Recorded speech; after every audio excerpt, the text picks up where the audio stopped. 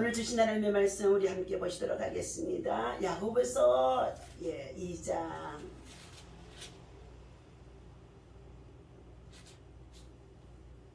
야고보서 2장 우리 5절부터 13절 말씀까지 읽겠습니다. 내 사랑하는 형제들아 들을지어다.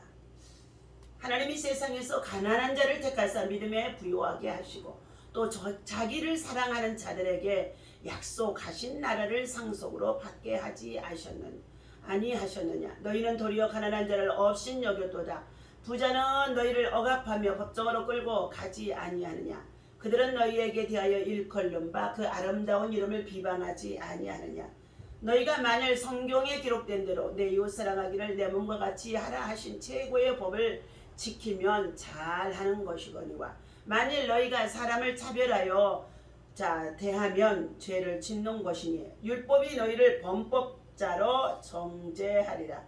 누구든지 온 율법을 지키다가 그 하나를 범하면 모두 범한 자가 되나니 간음하지 말라 하시니가 또한 살인하지 말라 하셨은즉 네가 비록 간음하지 아니하여도 살인하면 율법을 범한 자가 되느니라.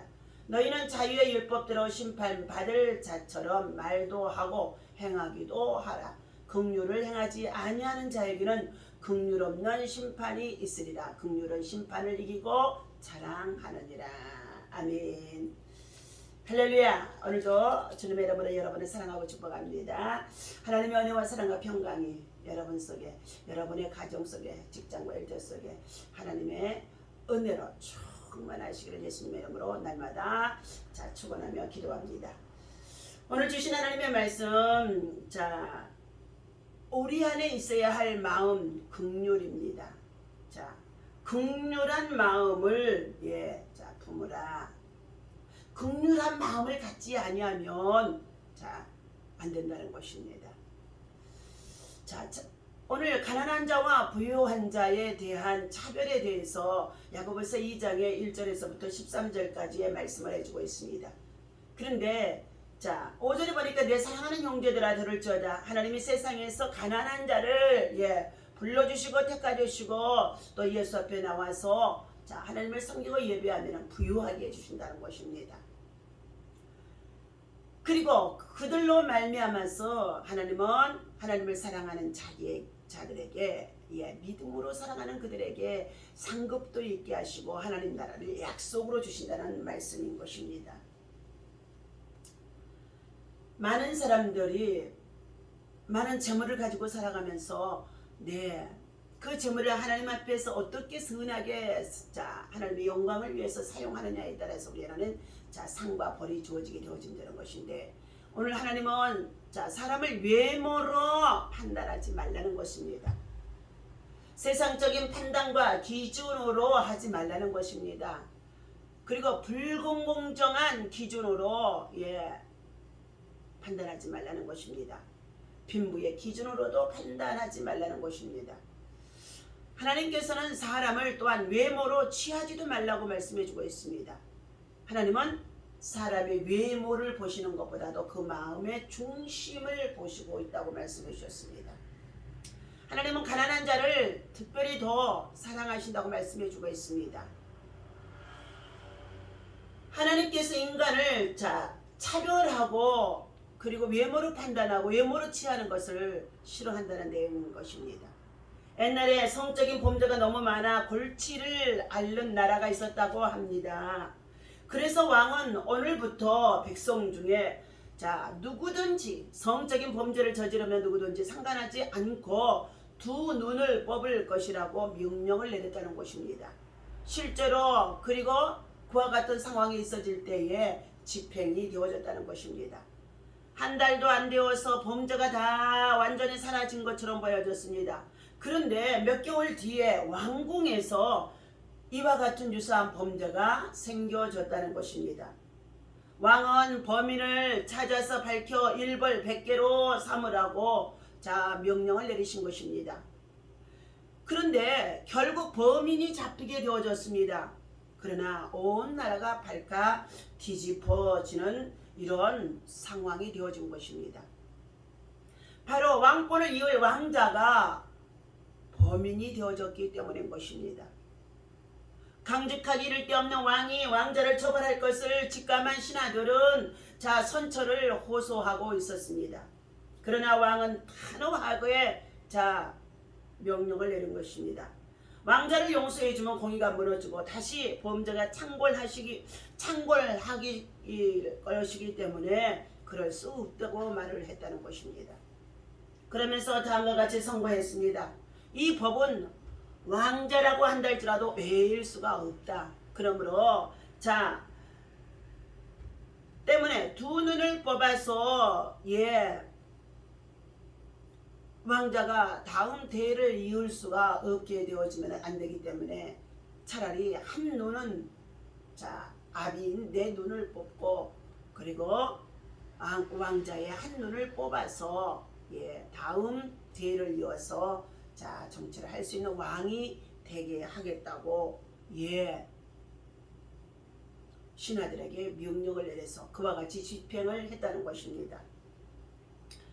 그로 인해서 나라는 더 굳건하게 든든하게 세워져 가는 가운데 있었으며 또한 왕의 아들은 이 사실을 통하여서 이 사건을 통하여서 한쪽 눈을 한쪽 눈을 잃은 자신을 통하여서 진심으로 깨닫게 되어줌으로 아버지처럼 공의와 긍휼을 베푸는 멋진 왕으로서 정치를 했다는 것입니다.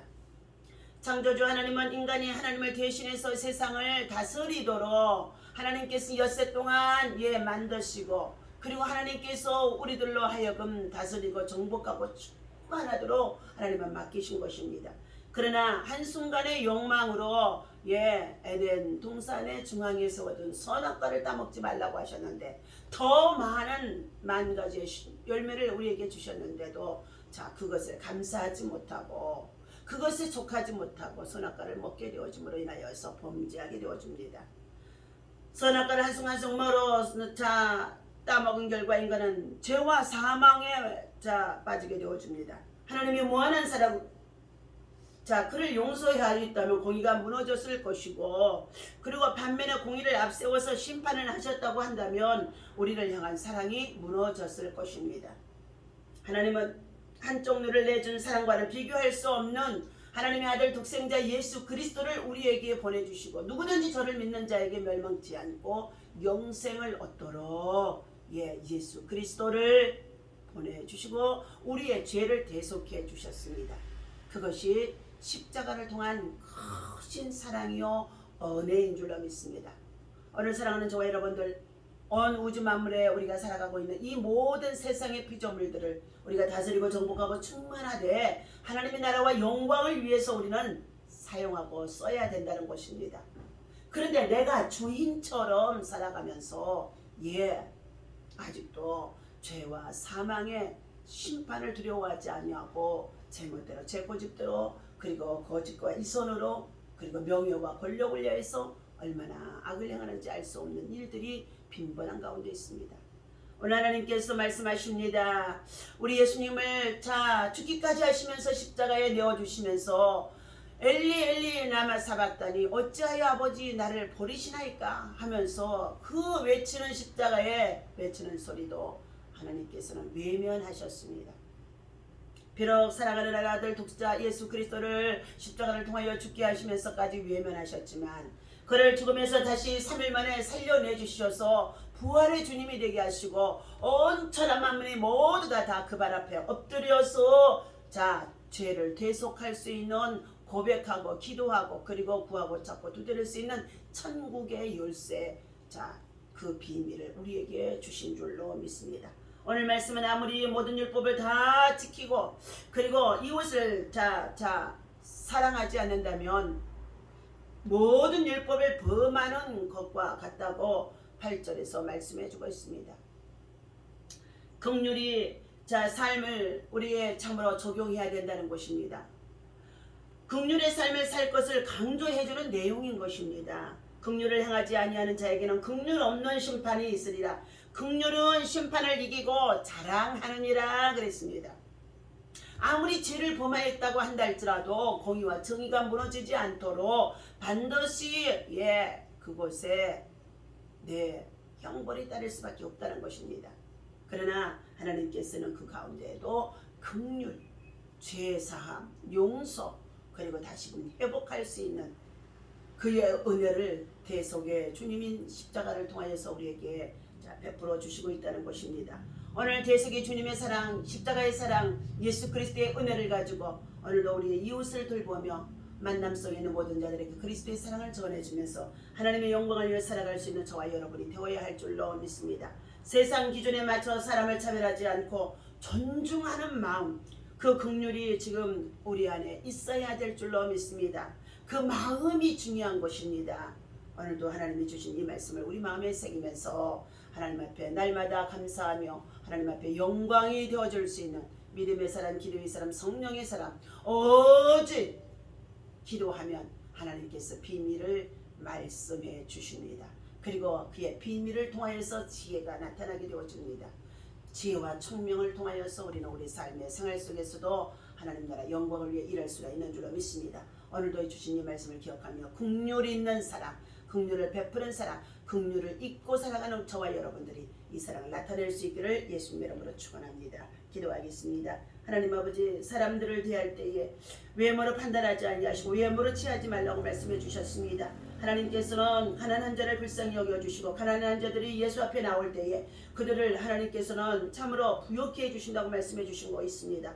하나님, 우리 민족이, 우리 백성들이 아버지 하나님의 가난하고 헐벗고 굶주림 속에 있을 때에 하나님 아버지 유교 같은 폐허 속에서도 아버지 하나님의 참을 하나님 예수 앞에 아버지에 나와서 하나님 교회에 엎드려 부르짖어 기도했을 때에 이와 같이 하나님께서 다시금 회복할 수 있도록 하나님 아버지 강성할 수 있도록 하나님께서 긍휼을 베풀어 주셨습니다. 우리를 불쌍히 여기신 하나님께서 하나님의 그 긍휼하심을 다시 한번 찬양하고 경배하오니 이 긍휼이 우리의 삶 속에 충만하게 나타나도록 인도하여 주옵소서. 그리스도를 통해 공의와 사랑을 성취하신 하나님의 사랑을 따라 오늘도 우리는 이웃의 연약함을 대신 짊어지고 긍휼의 삶을 살아갈 수 있도록 우리를 통해 십자가의 은혜가 전해지도록 하나님 아버지 인도하시고 사용하여 주옵소서. 우리 주 예수 이름으로 간절히 기도하옵나이다. 아멘. 할렐루야. 오늘도 승리하셨습니다.